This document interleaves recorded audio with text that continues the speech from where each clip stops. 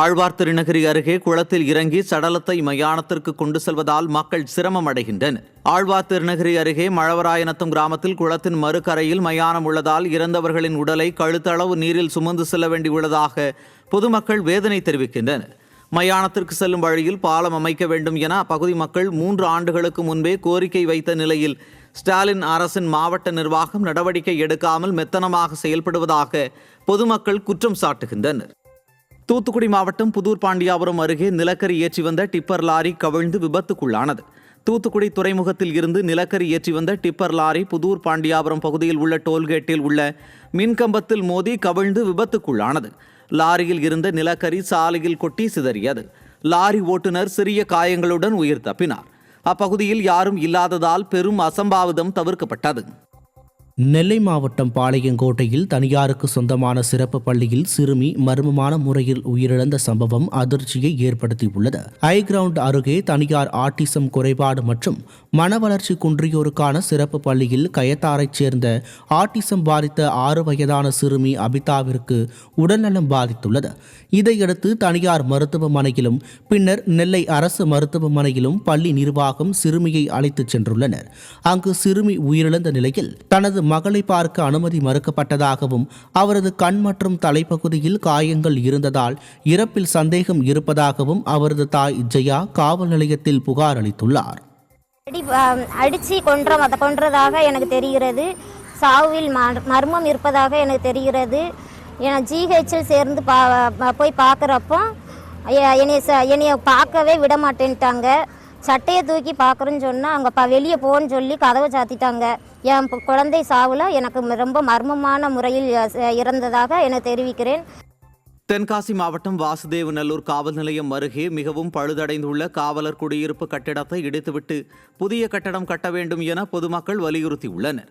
காவலர்கள் யாரும் வசிக்காத நிலையில் குடியிருப்பு கட்டடம் எந்த நேரத்திலும் கீழே விழும் அபாயத்தில் உள்ளதால் உடனடியாக இடித்துவிட்டு புதிய கட்டடம் கட்ட வேண்டும் என அப்பகுதி பொதுமக்கள் வலியுறுத்தியுள்ளனர். காவலர் குடியிருப்பு கட்டடம் இடிந்து விழுந்தால் அருகில் குடியிருப்பவர்களுக்கு பாதிப்பு ஏற்படும் என்று தெரிந்தும் கூட மாவட்ட நிர்வாகமும் விடியா திமுக அரசும் அலட்சியத்துடன் இருப்பதாக பொதுமக்கள் குற்றம் சாட்டியுள்ளனர். ஸ்டாலின் அரசு தேர்தல் வாக்குறுதிகளை நிறைவேற்றாததை கண்டித்து தமிழ்நாடு முழுவதும் ஜாக்டோ ஜியோ பேரமைப்பின் சார்பில் ஆர்ப்பாட்டம் நடைபெற்றது.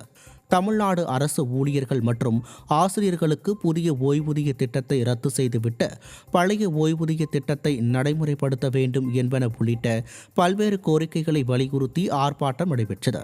காஞ்சிபுரம் வட்டாட்சியர் அலுவலகம் முன்பு 15 அம்ச கோரிக்கைகளை வலியுறுத்தி கண்டன ஆர்ப்பாட்டம் நடைபெற்றது.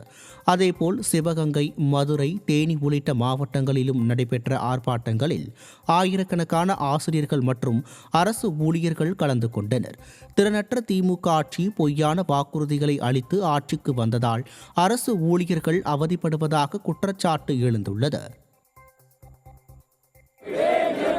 லட்சக்கணக்கில் கிடைக்கின்ற காலி பணியிடங்களை உடனடியாக நிரப்பிடு.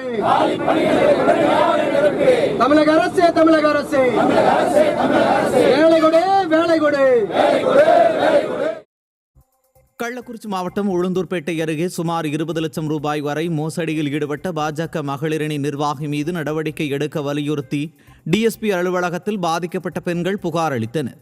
நாச்சியார்பேட்டை கிராமத்தில் பாஜக மாவட்ட மகளிரணி நிர்வாகி சிவசக்தி என்பவர் ஏரி வேலை செய்யும் பெண்களின் ஆதார் அட்டை நகல்களில் போலியான புகைப்படங்களை பதிவு செய்து தனியார் நிதி நிறுவனங்களில் 20 லட்சம் ரூபாய் வரை பணத்தை பெற்றுக்கொண்டு மோசடி செய்ததாக கூறப்படுகிறது. மைனாரிட்டி பாஜக அரசு நிர்வாகிகள் குற்ற சம்பவங்களில் ஈடுபடுவது வாடிக்கையாகி வருவதாக குற்றச்சாட்டு எழுந்துள்ளது.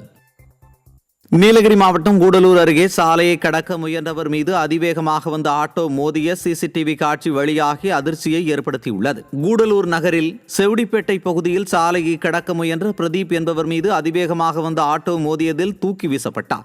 ஆட்டோ உருண்டு விபத்துக்குள்ளாகி நொறுங்கியது.